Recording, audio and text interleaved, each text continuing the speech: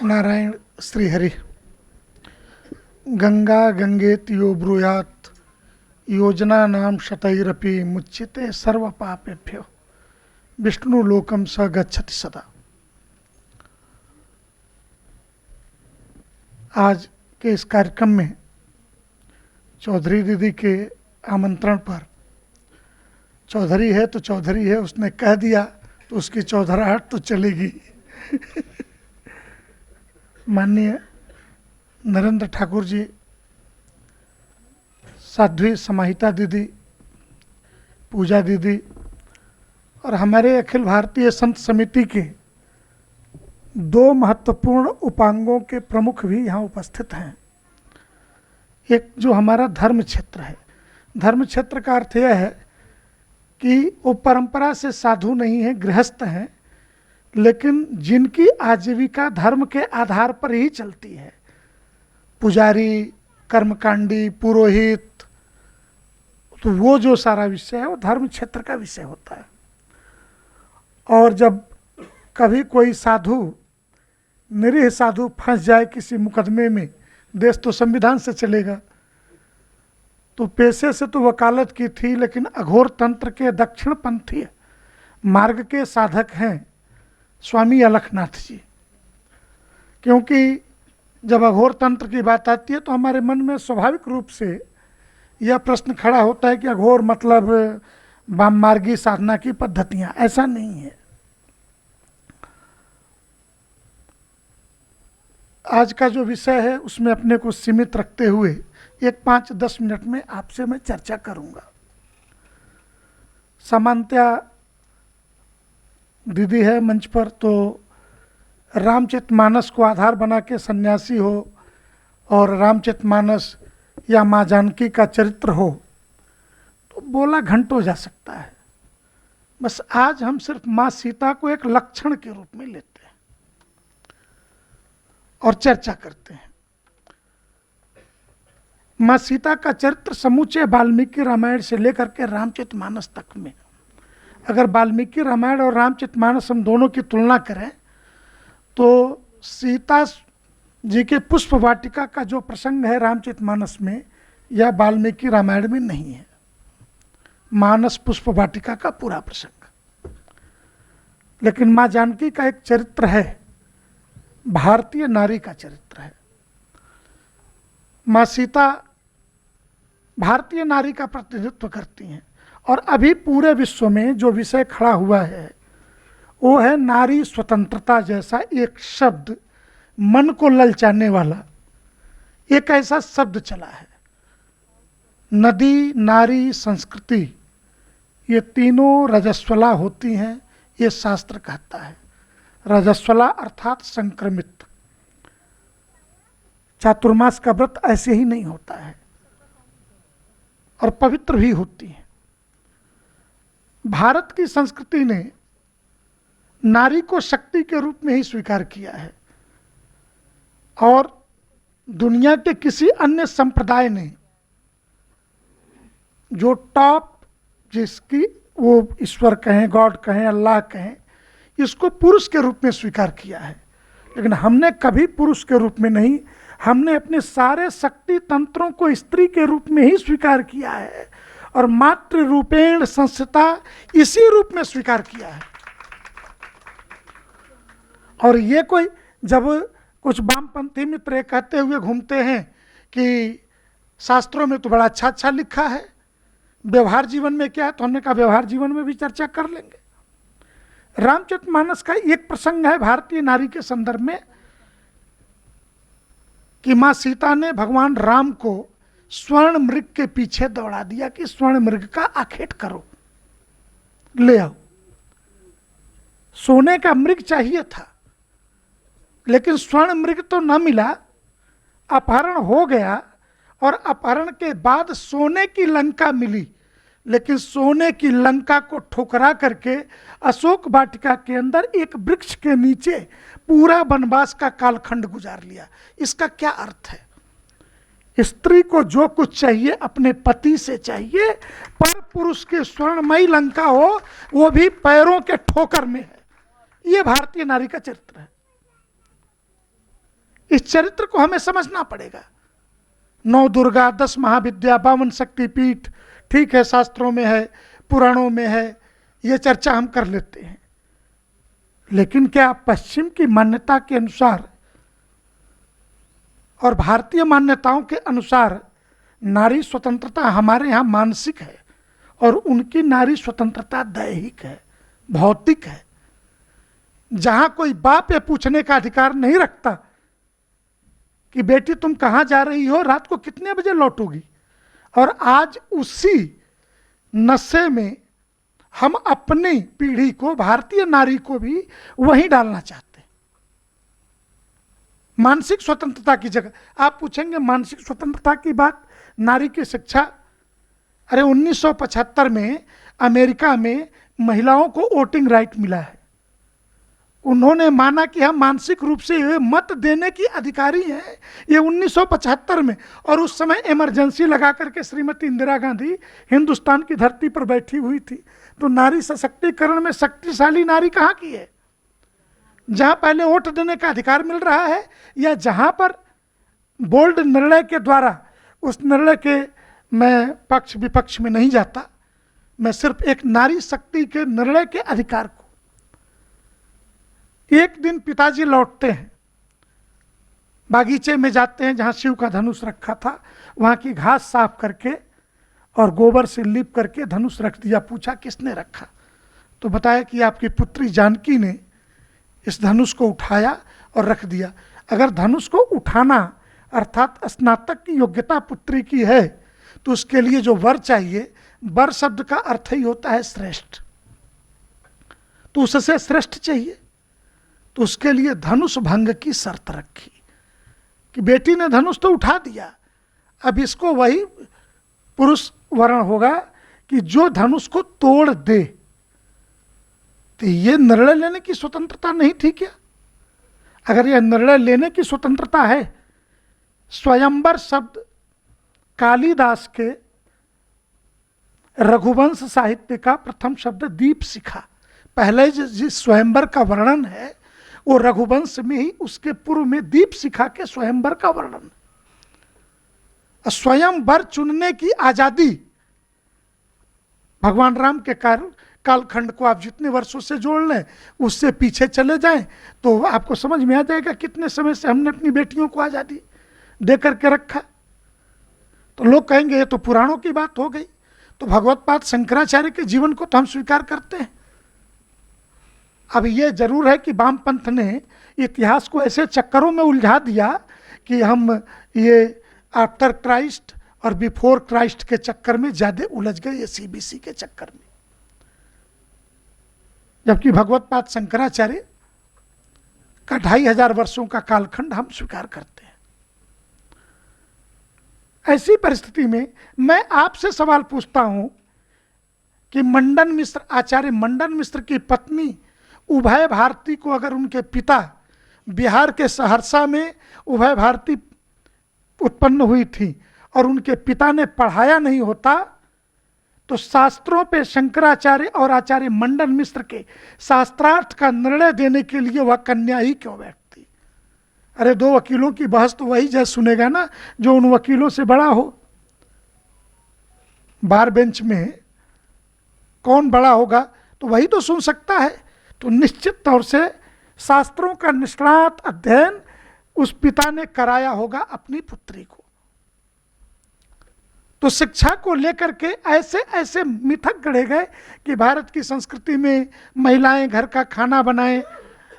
तो हमने कहा मेरी माँ एकदम अनपढ़ है, अभी जीवित है, एकदम अनपढ़ है, लेकिन कोरोना की कोई दवा अभी तक बनी क्या? 2019-20 से आज तक कोई घोषणा हो गई क्या कि कोई दवा बनी है? और कोरोना के समय में लाखों डॉलर वेतन लेने वाले लोग क्या बता रहे थे जो हमारी माँ की चप्पलों ने हमें नहीं बता दिया? मजाल थी हम घर में बिना पैर धोए घुस जाए।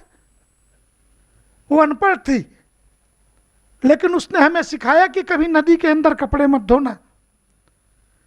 उसने हमें सिखाया कि दीपक को मुंह से फूंक करके मत बुझाना। उसने लक्ष्मी जी कह करके दीपक के लिए बात की। लेकिन वैज्ञानिक होता तो वैज्ञानिक तरीके से आपको समझा देता, विज्ञान के तरीके से ये कह देता कि ये कार्बन ऑक्सीजन जल रहा, कार्बन मोनोऑक्साइड निकल रहा, फेफड़े के लिए खतरनाक गैस है, इसलिए मुंह से फूंक करके मत बुझाओ, ये बातें करता व्यक्ति। परंतु मां ने इसको सीधे धर्म से जोड़ा। तो भारत के संस्कृति के सारे तत्वों को धर्म के साथ, एक दो नदियों की चर्चा हम छोड़ दें, जो पुरुष हैं, भारत की लगभग सारी नदियां स्त्री नाम। इसका कारण क्या था? निश्चित तौर से हम मां सीता के बहाने एक चर्चा के लिए बैठे। शास्त्रों ने क्या कहा? ये वही सभागार है कि पीछे के दिन भी मेरे लिए तो ऐतिहासिक ही रहा। भगवत पाद शंकराचार्य की जयंती यहाँ मनाई गई थी और उसी साल समलैंगिक विवाहों को मान्यता देने पर सुप्रीम कोर्ट में बहस चल रही थी। मैं पार्टी था और इसी डायस पर खड़ा होकर कहा था कि अगर सुप्रीम कोर्ट अपने इन करतूतों से बाज नहीं आता है तो निर्णय चाहे जो हो, हम पार्लियामेंट से कहेंगे कि उस निर्णय को पलट दिया जाए, क्योंकि विवाह स्त्री और पुरुष का पवित्र बंधन है। विवाह कोई खेल नहीं है, ये सप्तपदी जो है ये रिश्ते हैं। और अभी विश्व हिंदू परिषद के लीगल सेल की बैठक में हमने एक बात पूछी कि अगर विवाह अग्नि को साक्षी मान करके 7 जन्मों के फेरे लिए सप्तपदी करी तो दोनों पक्षों के जो रिश्तेदार थे, नातेदार थे, जिन्होंने मान्यता दी, आज से यह कन्या और यह वर एक साथ रह सकते हैं, ये समाज ने मान्यता दी, तो कोर्ट कौन होता है यह तय करने वाला तलाक के नाम पे? और जो शब्द हमारे शास्त्रों में नहीं है हम उसे क्यों स्वीकार करेंगे? अगर किसी स्त्री या पुरुष को जो वैवाहिक बंधन में बंधे अलग होना है तो दोनों के परिवार भी बैठे।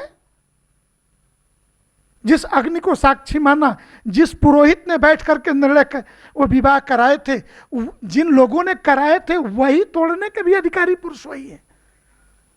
लेकिन हमने प्रत्येक विषय को ले जाकर के कोर्ट के अंदर और असीमित अधिकार दे डाले समाज के, और इसमें से रास्ते ऐसे ऐसे निकाले। अभी सुप्रीम कोर्ट में इंदिरा जयसिंह जी 2-4 दिनों में एक और मुकदमा लेकर के आई हैं कि कम उम्र के बच्चे आपसी सहमति के आधार पर संबंध बना सकें। देश को कहां ले जाना चाहते हो? कहां खड़ा करना चाहते हो देश को? ये लोग कौन हैं जो इस प्रकार के बाजार हिंदुस्तान के अंदर खड़ा करना चाहते हैं? तो स्वाभाविक है कि इस देश की मूल संस्कृति स्त्री शक्ति आधारित संस्कृति थी, इसलिए सुरक्षित थी। ये 9 दुर्गा की पूजा चल रही, 9 दुर्गा के स्वरूपों को हम समझेंगे तो हमें समझ में आ जाएगा स्त्री शक्ति का महत्व। अनायास ही हमारे ऋषि मुनियों ने निर्णय नहीं लिए थे। मां सीता के चरित्र की एक और विशेषता है कि मां सीता ने जीवन में कभी अपने दुखों को याद नहीं किया और दुखों के लिए किसी के सामने कोई फरियाद नहीं किया। उठा करके पन्ने पन्ने पलट डालो, कहीं आपको नहीं मिलेगा कि मैं तो राजा की बेटी थी, ब्याह करके आई, मुझे घर में रहना था और जंगल जंगल भटकी, अपहरण हुआ। लेकिन यह भी याद रखना चाहिए कि इस देश ने 2 बड़े युद्ध लड़े, रामायण और महाभारत, दोनों नारी शक्ति के स्वाभिमान की रक्षा के लिए, उनके पावित्र की रक्षा के लिए ही लड़े हैं। ये इस देश का मूल चरित्र है। इस मूल चरित्र को अगर हम समझेंगे तो शायद मुझे लगता है कि दीदी की इतनी की गई मेहनत मां जानकी के बहाने नवरात्रि के अंदर शक्ति पूजा पर की गई चर्चा सफल रहेगी। मैं एक बात मजाक में ही कहा, लेकिन सच तो ये है कि फिर वो मेरे दिल में भी गहरे बैठ गई कि मुझे बोलना चाहिए। लोगों ने हमसे पूछा लंका क्यों जली? तो हमने कहा जिस भाई को अपने बहन की इज्जत की चिंता न हो और ये ना पता चले कि समय से बहन का विवाह कर देना चाहिए, ऐसी बहन सुरपड़खा अपना पति ढूंढती फिरे तो खुद का तो नाक कान कटवाई, इसके बाद से अपने भाई का पूरा घर और वंश सबका नाश करा दी। इसलिए परिवार की रक्षा कैसे होगी, बेटियों की रक्षा कैसे होगी? संघ ने शताब्दी वर्ष में 5 जो परिवर्तन के विषय लिए हैं उसमें कुटुंब प्रबोधन है। मैं अंतिम बात कह करके, क्या कारण है कि इस देश में लव जिहाद हमारा दिया हुआ शब्द तो नहीं है, ये केरल हाई कोर्ट का लीगल शब्द है। हमने खुद अपने लेवल पे मुंबई एक शहर के अंदर 15 केसेज हमने जांच कराए। ये लव जिहाद वास्तव में है क्या? तो ये सुनियोजित एक रणनीति है। और यह रणनीति किस तरीके से कि ये 1000 करोड़ कमाने वाला करोड़पति, और इसकी नींव कहां से पड़ी? 2004 में पिता की संपत्ति में पुत्री को अधिकार। अरे इसकी जरूरत क्या थी कि बहन पे आंच आ जाए तो भाई सर्वस्व निछावर कर दे?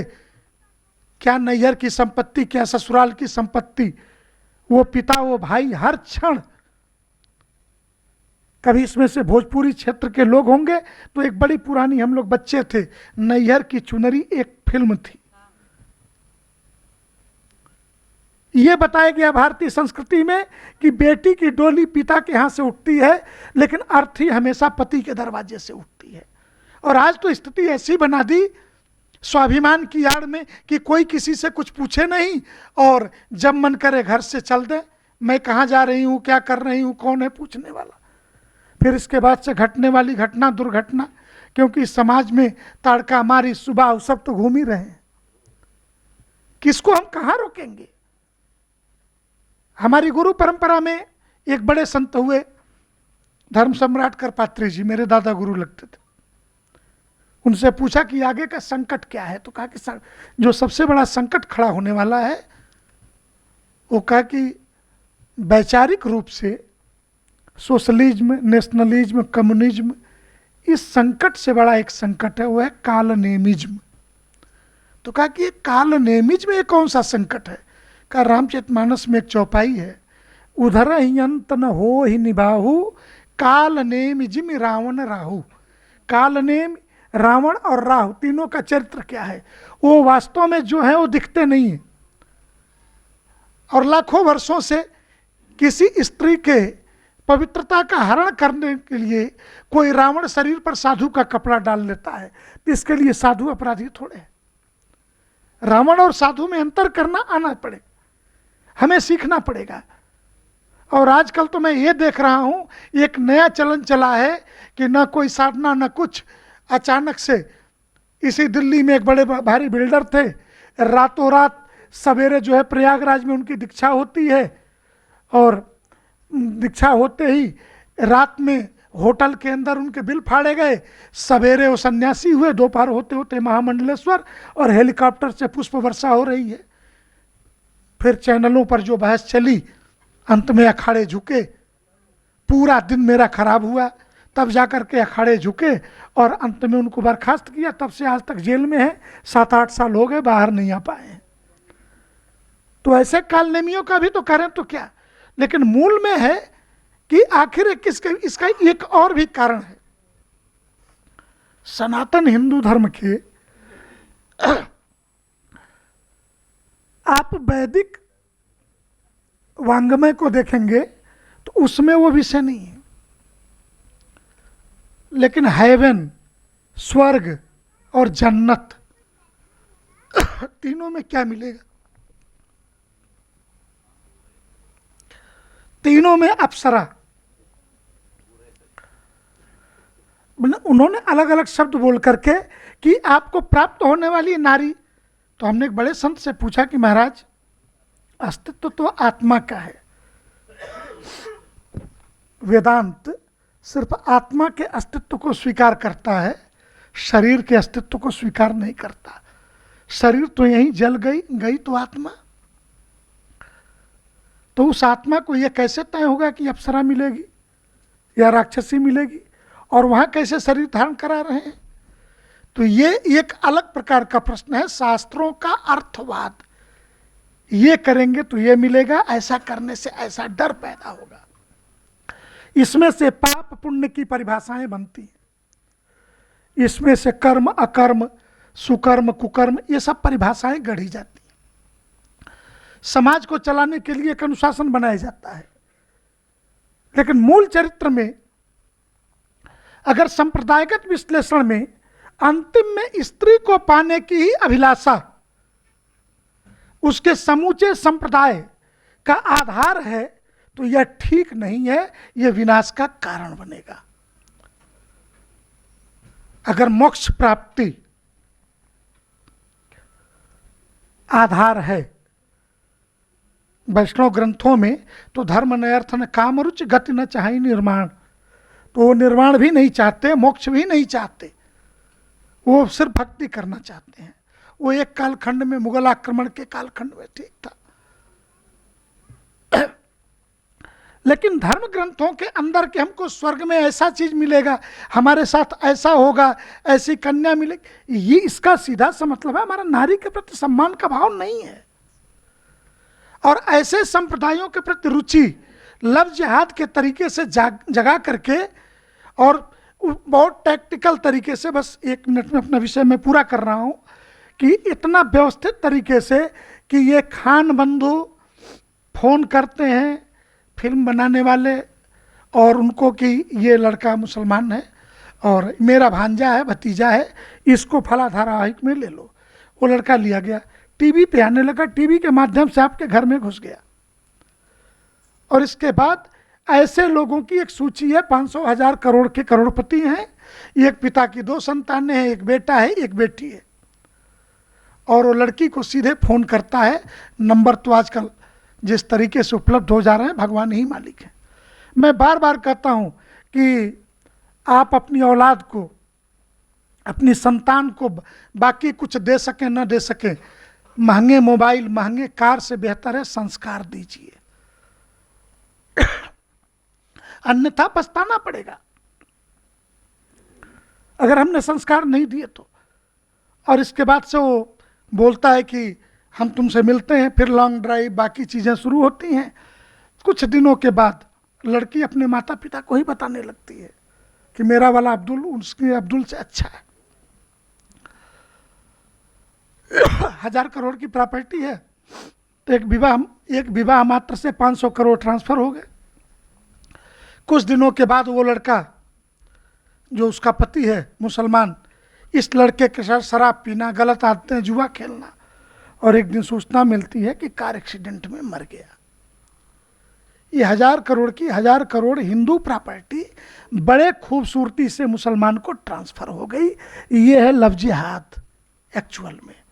और ऐसे 15 केसेज मुंबई के अंदर, और यही कारण है कि सनातन धर्म की व्यवस्थाओं में हमेशा धर्म शिक्षा का जो अधिकार था वो माताओं के पास सुरक्षित था।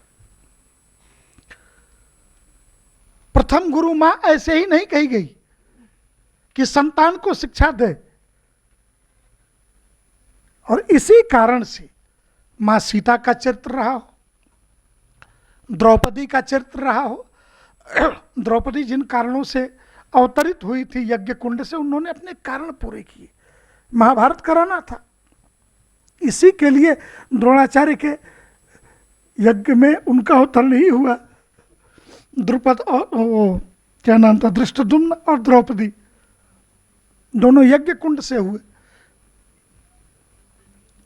तो जो जिस कारण से आया, मैं इतना ही कह करके अपनी वाणी को विराम दूंगा कि मां सीता के बहाने भारतीय नारी के समग्र चरित्र को, कैसे चलना, कैसे उठना, कैसे बैठना, जीवन के संघर्षों में पति के साथ कैसे खड़ा होना।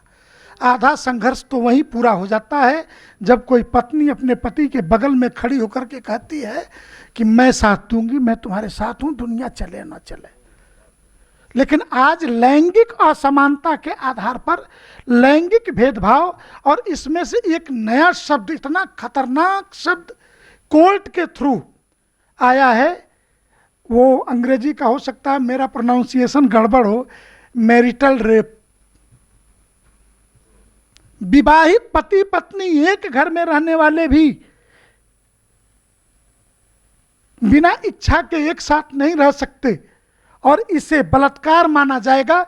ये सुप्रीम कोर्ट में जिस प्रकार के षड्यंत्र बैठ करके जजों के द्वारा किए जा रहे हैं, ये भारतीय संस्कृति के साथ जो घात हो रहे हैं, मुझे लगता है कि नारी विमर्श की यह चर्चा भारतीय नारी के संदर्भों में, और जो पश्चिमी देश के उनके अपने शब्द हैं, उनके संदर्भों में अगर हम देखेंगे दोनों चर्चाओं को, तो मेरा मानना है कि भारतीय नारी मानसिक स्वतंत्र है और पश्चिम जगत की नारी शारीरिक स्वतंत्र है। और वहाँ पे कोई मानसिक, अगर ऐसा होता तो दोनों बार डोनाल्ड ट्रंप ने महिला को ही चुनाव हरा करके जीता है, और आज तक जब से महिला को वोटिंग राइट्स मिला है तब से आज तक कोई अमेरिका में राष्ट्रपति महिला नहीं हो सकी है। इसका मूल कारण है बाइबिल। बाइबिल महिलाओं को अधिकार नहीं देता। कुरान के अंदर एक 6 दिन का पाकिस्तान में सेमिनार चला, सारे इस्लामिक देश जुटे, और उन्होंने 6 दिन बाद एक निष्कर्ष निकाला, एक लाइन का निष्कर्ष यह था कि कुल मिला के अब यह पाया गया कि स्त्री स्तनपायी जंतु है। ये 6 दिन के पूरे दुनिया के इस्लामिक वैज्ञानिकों का निष्कर्ष है। क्या घटिया मानसिकता है इन लोगों की। और वो तुलना करते हैं भारत की नारी से, भारत के शौर्य से, स्वाभिमान से। एक अंतिम बात कह करके कि अगर नारी का शौर्य स्वाभिमान देखना हो और भारतीय पुरुष उसकी रक्षा में सन्नद्ध कैसे है, तो भारत में ही एक स्थान है ग्वालियर। कभी जाइए, जहाँ झांसी की रानी लक्ष्मीबाई की समाधि है, वहाँ जाइए। उस समाधि के साथ 400 और भी समाधियाँ हैं। बाबा रामदास के नेतृत्व में लक्ष्मीबाई के सतीत्व की रक्षा के लिए 400 साधुओं की लाशें गिर गईं, तब लक्ष्मीबाई मारी गईं। और वो 400 समाधियां भी उसी परिसर में है। इसलिए भारतीय नारी का स्वाभिमान और उसके साथ भारतीय पुरुषों का सामंजस्य हमें इसी रूप में देखना चाहिए। नारायण श्रीहरि।